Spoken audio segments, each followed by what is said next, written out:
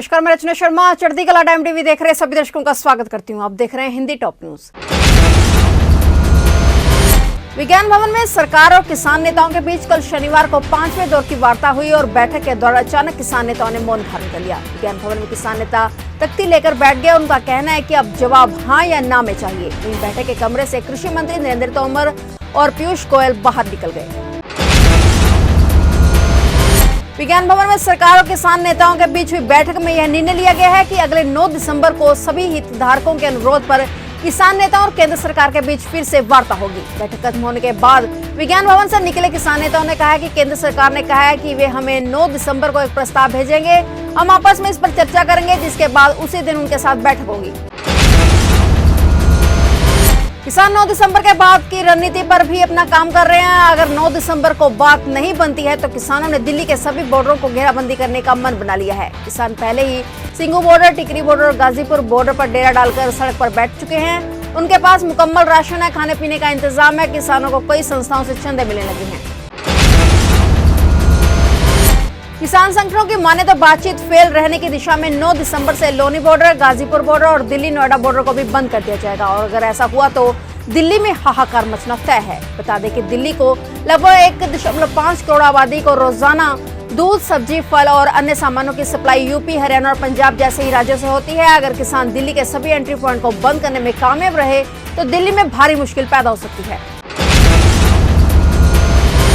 नए कृषि कानूनों के खिलाफ दिल्ली बॉर्डर पर पंजाब और हरियाणा के किसानों का प्रदर्शन डेडलॉक की स्थिति में पहुंचता जा रहा है। 26 नवंबर को शुरू हुआ किसानों का प्रदर्शन आज 11वें दिन में पहुंच गया है। सरकार पर दबाव बनाने के लिए किसानों ने 8 दिसंबर को देशव्यापी बंद करने का ऐलान किया है। इसके ठीक एक दिन बाद 9 दिसंबर को छठे राउंड की मीटिंग होगी।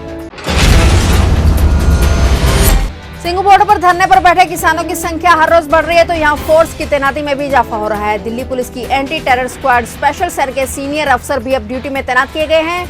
ये अधिकारी बॉर्डर पर सुरक्षा व्यवस्था की जिम्मेदारी संभाल रहे हैं तो दूसरी ओर किसानों की तरफ से फ्रंट लाइन पर निहंग सरदार तैनात हैं। हाथों में तलवार, कृपाल लिए घोड़े के साथ मौजूद निहंग सरदार वक्त वक्त पर तलवारबाजी दिखा रहे हैं।